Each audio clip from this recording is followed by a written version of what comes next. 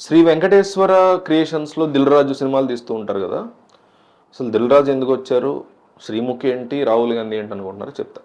దిల్ రాజు సినిమాలు తీస్తుంటారు కదా, ఆయనకి ఒక బ్రదర్ శిరీష్ ఆయన పేరు. సో దిల్ రాజు శిరీష్ వీళ్ళిద్దరు కూడా బ్రదర్స్. వీళ్ళకి సంబంధించినటువంటి ఒక ప్రోగ్రామ్ ఈవెంట్ నడుస్తున్నప్పుడు చాలా వారాల క్రితం అనుకోండి, కొన్ని నెలల క్రితం ఆ ప్రోగ్రామ్కి శ్రీముఖి యాంకర్గా వచ్చినప్పుడు స్టేజ్ మీద రామలక్ష్మణులు లాంటి వాళ్ళు వీళ్ళు. నిజానికి రామలక్ష్మణులు ఫిక్షనల్ క్యారెక్టర్స్, వీళ్ళు మాత్రం నిజమైనటువంటి రామలక్ష్మణులు అంటూ ఆమె పొగిడింది. రామలక్ష్మణులతో కంపేర్ చేయడం మంచిదే, ఒక అన్నదమ్ము రామలక్ష్మణులానే ఉండాలని కోరుకుంటాం. మా జిమ్ కోచ్ పేరు కూడా రాము, ఆ బ్రదర్ పేరు లక్ష్మణ్. ఎవరైనా సరే అన్నదమ్ముల్ని అట్లా పెట్టాలని కోరుకుంటారు, ఎవరైనా సరే అన్నదమ్ములు పుట్టినప్పుడు ఆ రాము లక్ష్మణ్ అని పెట్టుకుంటారు. అయితే ఇట్లా ఫిక్షనల్ క్యారెక్టర్స్ అనేసరికి చాలామంది హిందువుల యొక్క మనోభావాలు దెబ్బతిన్నాయి ఆ మాట ఆమె అనడం వల్ల. యాక్సెప్ట్ చేయలేరు చాలామంది. అంటే ఇండియన్ హిస్టరీలో రాముడు అనే వ్యక్తి ఉన్నారు అని చాలామంది నమ్ముతారు, ఎస్పెషల్లీ హిందూస్ నమ్ముతారు. అది మైథాలజీ అని కొంతమంది నమ్ముతారు, నాలాంటి వాళ్ళు. కానీ నేను మైథాలజీ అని నమ్మినా కానీ కావాలని దాన్ని ప్రవోక్ చేసుకుంటే అది మైథాలజీనే, ఒప్పుకోవాల్సిందే ఎవడైనా సరే అని నేను ఆర్గ్యూ చేయను, ప్రూవ్ చేయిస్తాను. నాకు రాముడు ఉన్నాడని ప్రూవ్ చేయండి అని మూర్ఖపు డిబేట్లు నేను పెట్టుకోను. నా దృష్టిలో అది మైథాలజీ, మీకు అది ఆయన ఉన్నారని నమ్మితే చక్కగా నమ్మండి అని చెప్పి అంట తప్ప ఇక్కడ పెద్ద డిబేట్ ఆర్గ్యుమెంట్ అనేది. ఎందుకంటే ఇప్పుడు ఆయన వచ్చేవో లేకపోతే ఆయన లేకపోతేనో ఆయన యొక్క మెథడాలజీ అనండి, ఆయన నిజంగా వాల్మీకి రాసినటువంటి రామాయణంలో నిజంగా ఉన్న ప్రిన్సిపల్స్ ఏవైతే ఉన్నాయో ఆయన అంత పర్ఫెక్ట్గా లివ్ చేశారు లైఫ్. అట్లా లివ్ చేయడాన్ని నేను ఎక్కువ ఇంట్రెస్ట్ చూపిస్తా తప్ప ఉన్నారా లేదా అనవసరం. ఒక మంచి దొరికినప్పుడు దాన్ని ఈజీగా ఫాలో అయిపోవడం అనేది బెస్ట్ ఆప్షన్ తప్ప ఆ మంచి చెప్పిన వ్యక్తి యొక్క వ్యాలిడేషన్ ఏంటి, ఆ వ్యక్తి ఎక్కడి నుంచి వచ్చారు, అది జీసస్ రాముడా అల్లా అనవసరమైన విషయం. ఎవరో సమ్ ఎక్స్ చెప్తారు, ఎక్స్ అని ఆకాశం నుంచి ఒక వ్యక్తి మంచి చెప్తే దాన్ని హ్యాపీగా పాటించడమే మన కన్సైన్స్ను ఉపయోగించి, మన విజ్ఞతను ఉపయోగించి నా ఫీలింగ్. సో అది ఆయన ఉన్నారా లేదా అని అసలు డిస్కషన్ డిబేట్ అవసరం లేదు దానికి. బట్ ఒక పబ్లిక్ థింగ్లో మాట్లాడుతున్నప్పుడు మైథాలజీ పురాణాలు అనే పదం వాడినప్పుడు హిందువుల మనోభావాలు దెబ్బతిన్నాయి. శ్రీముఖి సారీ చెప్పింది, నా ఇష్యూ అక్కడితో క్లోజ్ చెప్పింది. అయితే రీసెంట్గా రాహుల్ గాంధీ కూడా మళ్ళీ దీంట్లో ఇరుక్కున్నాడు ఇలాంటి అంశంలో.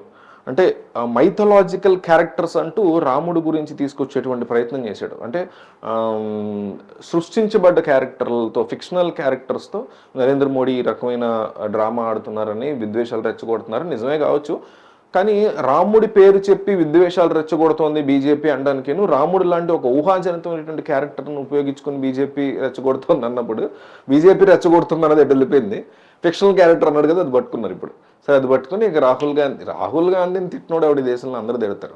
నా దృష్టిలో అతను పెద్ద సరే కాంగ్రెస్ ఫీల్ అవుతారు. కానీ సో ఇలాంటి కాంట్రవర్సీలో ఇరుక్కుని కనీసం శ్రీముఖి లాంటి ఒక తెలుగు రాష్ట్రాల్లో ఉండేటువంటి ఒక యాంకర్ రాహుల్ గాంధీతో పోల్చుకుంటే ఆమె లెవెల్, ఆమెతో పోల్చుకుంటే మన లెవెల్ చిన్నదే. కాబట్టి రాహుల్ గాంధీతో పోల్చుకుంటే చిన్న లెవెల్లో ఉన్న ఆమె పరిస్థితి అర్థం చేసుకుని నన్ను క్షమించండి, నా ఉద్దేశం అది కాదు, ఎవరన్నా బాధపడి ఉంటే నన్ను మన్నించండి, చాలా చక్కగా పొందిగ్గా చెప్పింది పిల్ల, అక్కడితో క్లోజ్ అయిపోయింది ఇష్యూ.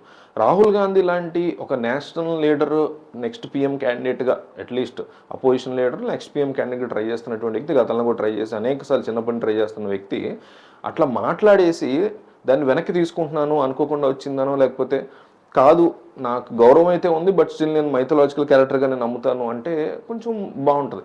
బట్ ఇంట్లో ఇప్పుడు ఎట్లా వస్తాయంటే ఏం లేదు, తెల్లారి తీసి మన వాళ్ళు తల్లి దగ్గరికి వెళ్ళిపోతారు. కాబట్టి నీ తల్లి ఒక క్రిస్టియన్, ఇంటి దగ్గర నిన్ను సోనియా గాంధీ ఇవన్నీ చెప్పకుండా పెంచింది, పురాణ ఇతిహాసాలు మనం అన్నీ కూడా చెప్పకుండా పెంచింది, ఇవన్నీ కూడా నిజంగా జరిగాయని చెప్పి ఇంక రాహుల్ గాంధీని ఫుల్గా వేసుకుంటున్నారు. ఇక దొరికిందే ఛాన్స్. అధికారంలో మోడీ ఉన్నప్పుడు ఈ నోటికి ఎంత వస్తే అంత రాహుల్ గాంధీని తిట్టచ్చు, కేసులు ఏం అవ్వవు.